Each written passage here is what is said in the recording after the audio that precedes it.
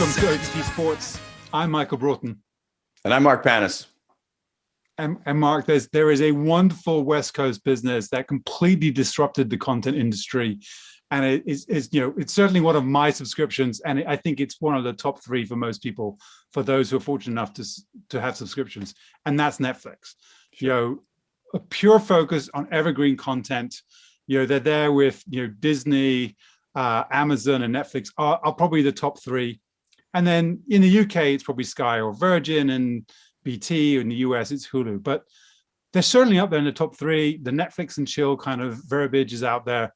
But there might be a time not too long away that they may, having been a disruptor, become the disrupted. Sure. I mean, listen, when they launched, let's go back. Remember the FANGs as like this seemingly homogenous group: Facebook, Apple, Amazon, Netflix, and Google, the tech giants. And there was a question even 5 years ago, was Netflix on that kind of social scale along the lines of a Facebook or Google when it had just launched YouTube? And the answer decidedly was no. It didn't have user generated content. It wasn't focused on short form content. It was a paid subscription, but it wasn't a classic television property either, by what we would think of the traditional networks. Fast forward today, it is a traditional network, but again, to your point, it's all focused on the evergreen content, and it just simply doesn't have the ecosystem built out to bid on sports rights right now. It doesn't, but there may be a time it needs to think about it, because if you think about where we were 2 years ago, they were out there and there was no one really competing with them, really. Mm-hmm. Nowadays, Disney is at just over 103 million subscribers. Yep. Netflix are at double that. But, in 2 years, Disney have gone from 0 to 103. Mm-hmm. Obviously, there's a few other mergers taking place, much more consolidation happening. People that used to be considered giants are now, orphans in the market looking to be acquired or to be a part of a roll-up. And there may be a time when they go from being number 1 or 2 in your subscription list to number 4 or 5, at which point, how do they relook at the market? Sure. Listen, Disney, with its announcement over the last couple of weeks that they're shuttering 100 linear channels globally, we know where they're pushing people to.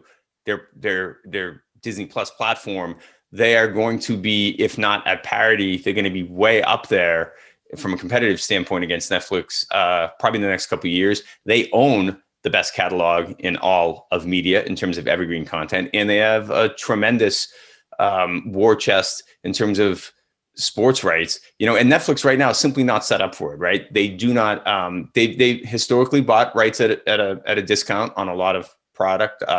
They have now, obviously they spend a ton now in original content, but they were always buying stuff second window or syndication in the early days. They didn't have to commit major dollars, 10 years in advance, like you would if you had an NFL package. They don't have the production ecosystem. They don't have the studios, the announcers, the post-production staff. They don't have any of that in place. To me, it'd be more likely for them to do an acquisition, to buy someone like DAZN and, maybe merge it under one brand, or maybe keep it separate in the way that Disney has Disney Plus and ESPN Plus. Right. And I think they're clearly keeping an eye on the competitors and how they're changing. And at the moment, it's also clear that they're not interested in sport in terms of the live package. They're certainly doing some really cool stuff in the evergreen. So Sunderland Till I Die is a cult classic nowadays. But they're clearly watching because they're focusing in on gaming. And, I've been fortunate enough to sit on a board of a YouTube company that was doing 2 billion video views a month, 6-7 years ago. 90% of that was around gaming. And people will come back and watch gaming content over and over again. Yeah. I might not understand it, but I can tell you a whole lot of people do. So to me, they're clearly looking at their current ecosystem. Where can they expand? Where do they build another revenue model without having to do what you've just said, right? Change how they price, they tier, what they have to buy, the guarantees they got to make, all these things that, if you're going to get into sports, it's not simple. It's highly complex. How you deal with studios, talent, all this. Anyway, a very different market for them to think about. I'm fascinated to see what they end up doing in gaming.